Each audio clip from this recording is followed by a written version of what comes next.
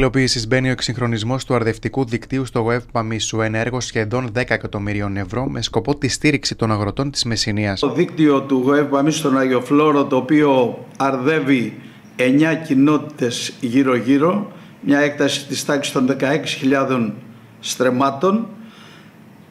Ένα έργο το οποίο έχει κακή εικόνα τα τελευταία χρόνια. Έχουμε σπατάλη νερού και ενέργειας.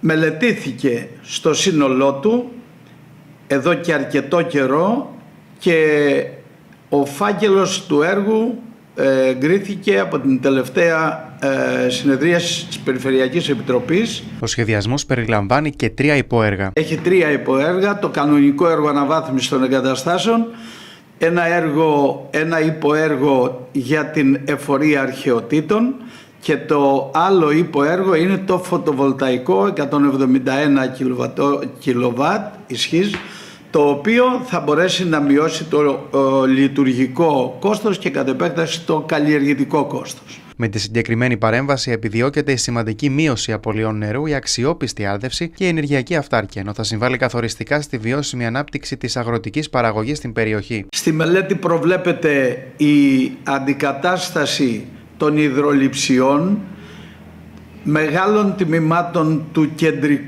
των κεντρικών αγωγών που έχουμε πάρα πολλές συχνές βλάβες. Έχουμε αναβάθμιση των κτηριακών εγκαταστάσεων, όπως είπαμε υδρολειψίες, αλλά φτάνουμε και μέχρι υδρόμετρα, τα οποία μάλιστα θα λειτουργήσουν με τον σύγχρονο τρόπο, ηλεκτρονικές κάρτες, οι οποίες φορτίζονται και ο καλλιεργητής, ο καταναλωτής, πληρώνει τον όγκο του νερού που καταναλώνει.